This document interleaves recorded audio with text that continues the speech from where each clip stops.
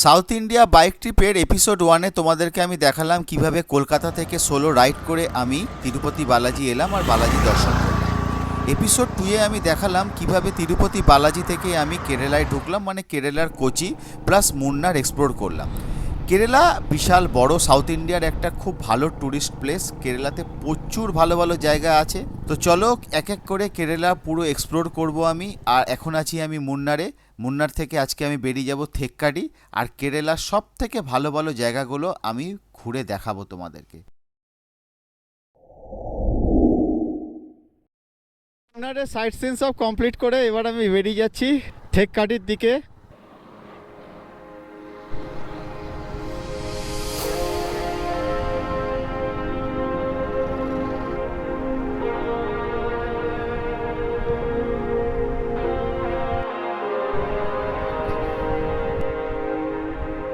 Weather খুব ভালো।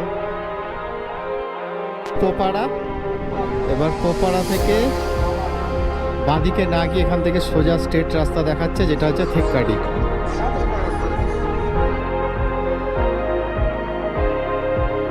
Spicy and Ayurvedic garden.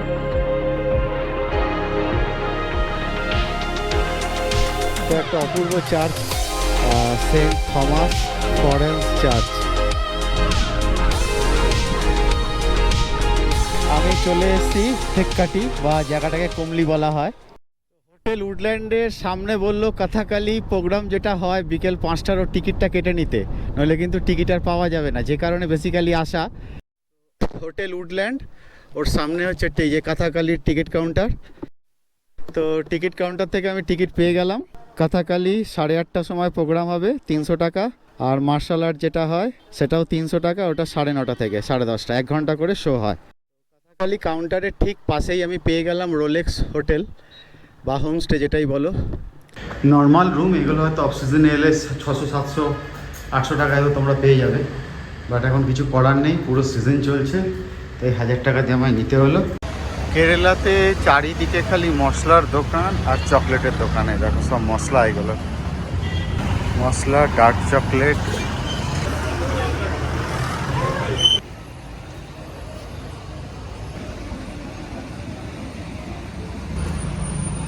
হ্যাঁ, এগুলো সব মশলা।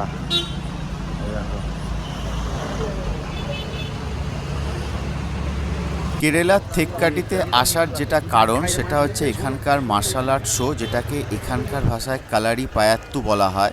এখানকার সেই বিখ্যাত মার্শাল আর্ট আর কথাকালি শো, এই দুটো ছাড়া কেরালা অসম্পূর্ণ। 8:30 বাজে এখন, আমি হোটেল থেকে বেরিয়ে গেছি। এই সামনেই হচ্ছে কথাকালি সেন্টার। চলো শোটা এনজয় করি আর তোমাদেরকেও দেখ। তো এটা হচ্ছে কথাকালি শো এর অডিটোরিয়াম, আর ঠিক এর পাশেই আছে কালারি পায়াত্তুর অডিটোরিয়াম। তো এখন কথাকালি দেখতেই পাচ্ছ প্রচুর দর্শক এসছে, আর আমার সিট নম্বর হচ্ছে 36। এই হচ্ছে 36।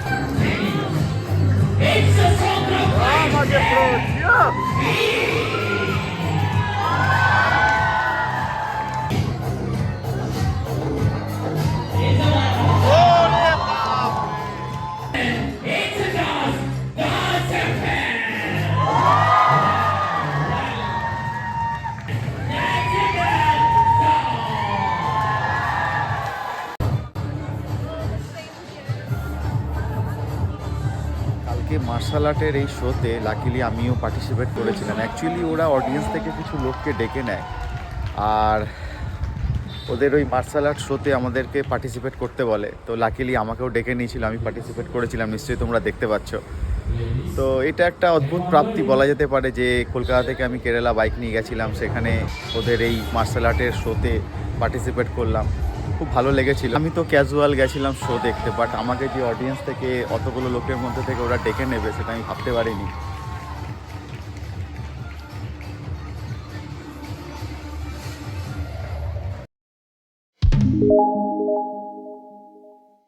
তো এখান থেকে আমি বেরিয়ে যাচ্ছি। আজকে আমার ট্রিপের 11 নম্বর কি 12 নম্বর দিন চলছে। তো এনারা সব কলকাতা থেকে, ব্যারাকপুর থেকে এসছে। ওকে ম্যাডাম, এখন আমি যাচ্ছি থেক্কাটি থেকে আলাপ্পু। যাবার পথে এখানে একটা চায়ের দোকানে দাঁড়ালাম, এখন চা খাবো। রাস্তা কিন্তু এই রাস্তাটাও ভালো, এখন অবধি ভালোই লাগছে। পাহাড়ের মধ্যে দিয়ে আঁকা বাঁকা রাস্তা, আর আজকে ওয়েদার তো খুবই মনোরম, ওপরে পুরো কুয়াশা ঢাকা। এখানে একটা হসপিটাল পেয়ে গেলাম, চলো একটু বিপিটা চেক করি।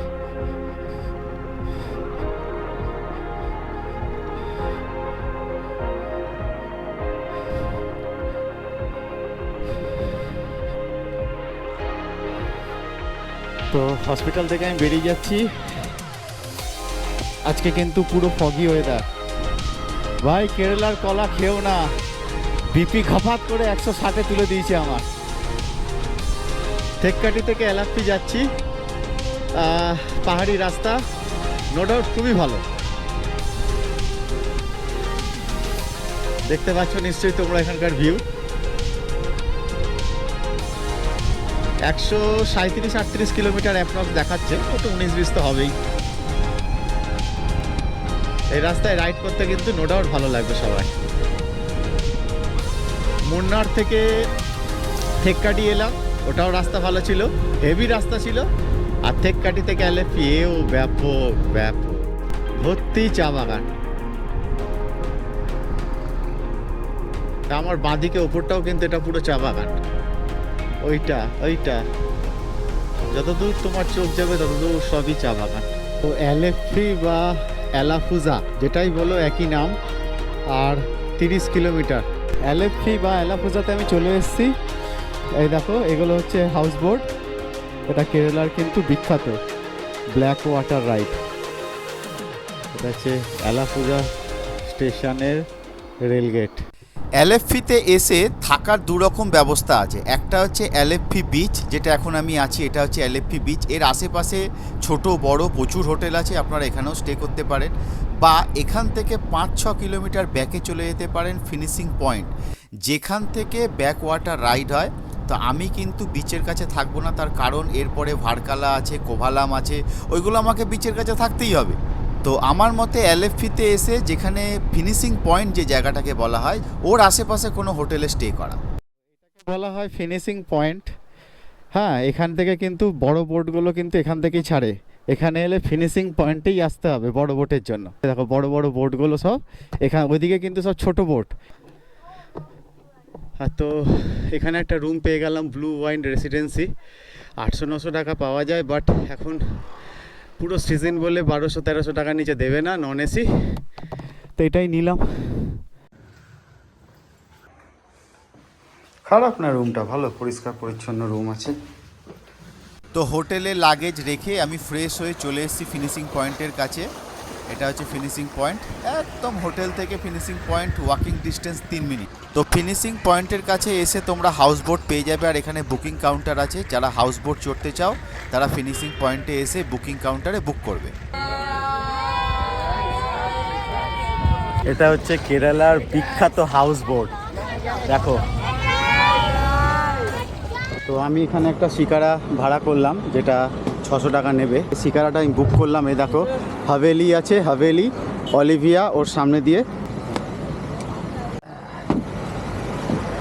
যেহেতু এখন সিজন অনেক রেটই বলছিল, তো যাই হোক ইনি একটু কমে আমাকে করে দিল, যেহেতু আমি সিঙ্গেল আছি। ফিনিশিং পয়েন্টে বড় বড় হাউস বোট আছে, রেট অনেক হাই। ফ্যামিলি নিয়ে এলে ঠিক আছে, বাট সিঙ্গেল বাজেটের বাইরে, সোজা কথা। এই যে অলিভিয়া দেখতে পাচ্ছ, তো এটা হচ্ছে একটা মোড়। তো এই অলিভিয়ার যে মোড়টা, এই মোড় থেকে 1 মিনিট গেলেই ফিনিশিং পয়েন্ট, ওখান থেকে তুমি পাবে হাউস বোট। যারা হাউস বোটে চড়তে চাও তারা ওইখানে যাবে, ওখানে বুকিং কাউন্টার আছে। আর এই লাইন ধরে অলিভিয়ার এই লাইনটাতে সামনে সব শিকারাগুলো দাঁড়িয়ে থাকে, তোমাকে নিজের মতো করে বুকিং করার জন্য কথা বলে নিতে হবে। তুমি যতটা কমাতে পারো সেটা তোমার উপর।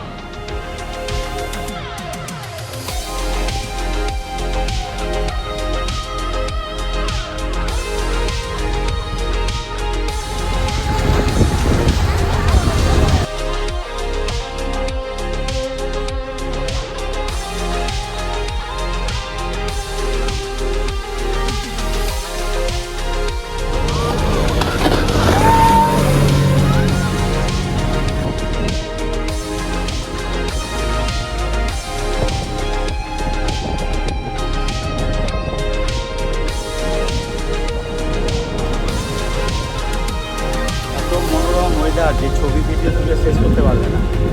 হাউস বোট ভর্তি, কয়েকটা শিকারা, কয়েকটা তার মধ্যে আছে আবার স্পিড বোট, এটাকে বলা হয় কেরালার বিখ্যাত ব্ল্যাক ওয়াটার রাইড। আর যারা হাউস বোট নেয় তারা হাউস বোটেই থাকে, খায় দায়, সব কিছুর ভেতরে হাউস বোটে করে করছে।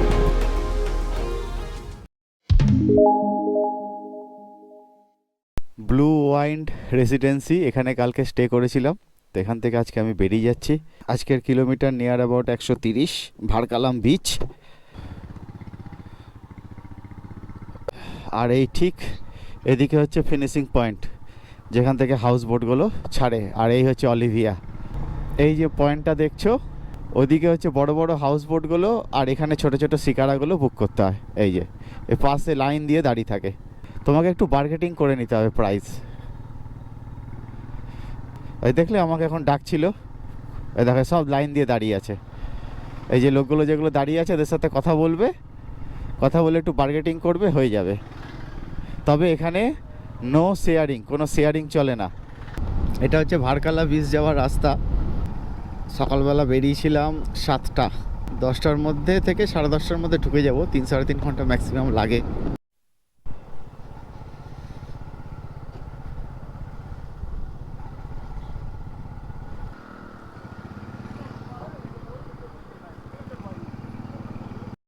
আমি চলে এসেছি, দেখো দেখিয়ে দিয়েছে ভারকালা লেফট সাইড, গুগল ম্যাপেও তাই দেখাচ্ছে। তো চলো,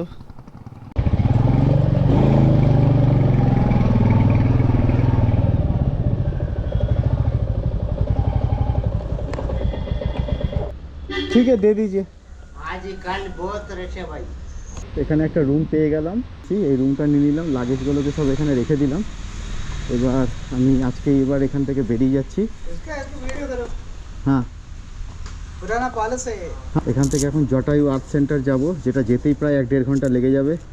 এবার এখান থেকে যাচ্ছি আমি Jatayu art centre, near about 30 kilometre দেখাচ্ছে, রাস্তা দেখাচ্ছে 1.5 ঘন্টা।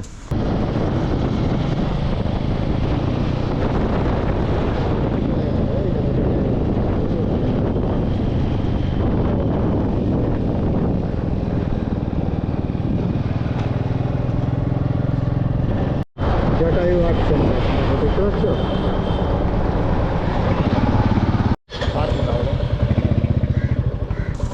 তো জাস্ট 10টা টাকা নিল পার্কিংয়ের জন্য। ভিড় দেখো, ইরে বাবা, লাইন কি!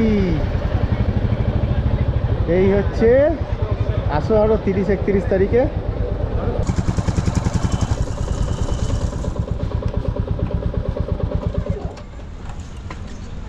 ফার্স্ট টিকিটটার দাম নিল হচ্ছে 265, আর তার পাশেই লাগেজ রুম আছে। কেউ যদি হেলমেট বা কোনো লাগেজ বাইকে বেঁধে আনো, কোনো অসুবিধা নেই, রাখার খুব সুন্দর ব্যবস্থা আছে, ফ্রি অফ কস্ট।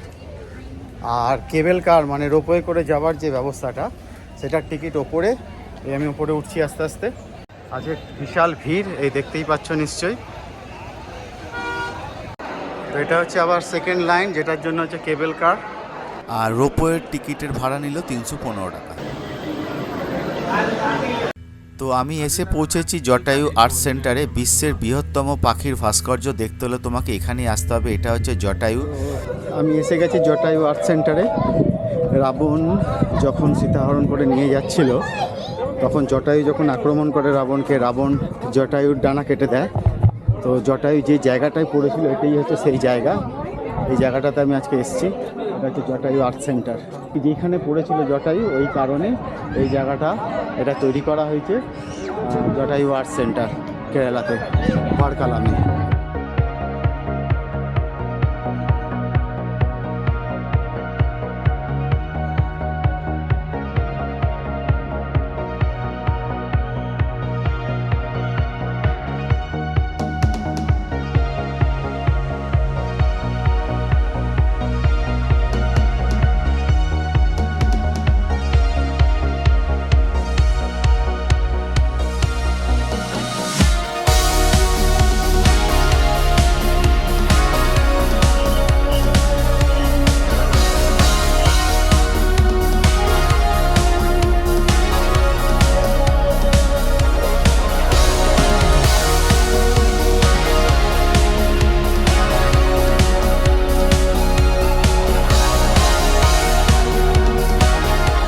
ছটার মধ্যে কিন্তু বন্ধ হয়ে যায়, তো জটায়ু আর্ট সেন্টারে এলে কিন্তু অবশ্যই চেষ্টা করবে ছটার অনেক আগে আসার। তো জটায়ু আর্ট সেন্টার থেকে এবার আমি আস্তে আস্তে এক্সিট হয়ে যাচ্ছি। আজকে সারাটা দিন লেগে গেল, এত টাইম লাগার কথা না। তার একটাই কারণ, কালকে 31 ওই দেখো সবার ফার্স্ট সকালবেলা আমি আজকে বেরালাম এলএফপি থেকে এলাম ভারকালাম বিচের কাছে। আজকে বিশাল ভিড়, মানে কোনো হোটেলে রুম নেই। বিচ থেকে একটু আগে একটা হোটেল পেয়ে গেলাম, তোমাদেরকে দেখালাম, ওখানে স্টে করে গেলাম। তারপরে চলে এলাম 12টা থেকে 12:30টার মধ্যে বেরিয়ে গেলাম জটায়ু আর্ট সেন্টারে। সারাটা দিন শেষ, এখন বাজে 5:40। তো আমি এখন ফিরে যাচ্ছি হোটেলে, কারণ 5:40 অলরেডি বাজে। রুমে যাই, তারপরে একটু বিচ এক্সপ্লোর করবো, আর কি করবো।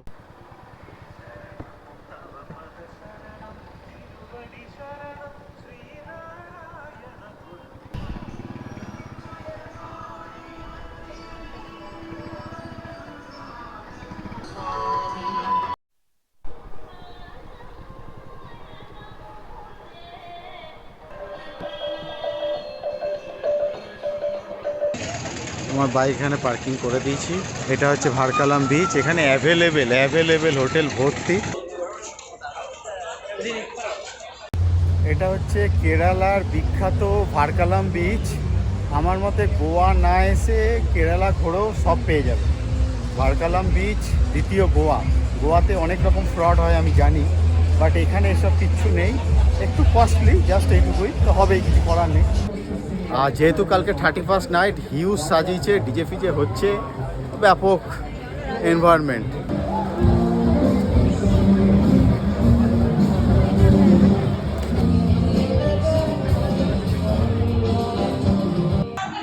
Tattoo centre.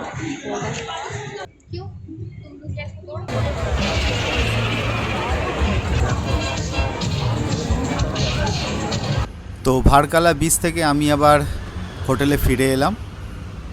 আজকে এখানে নাইট স্টে, এই রুমটা নিয়েছিলাম, নর্মাল রুম, ঠিকই আছে।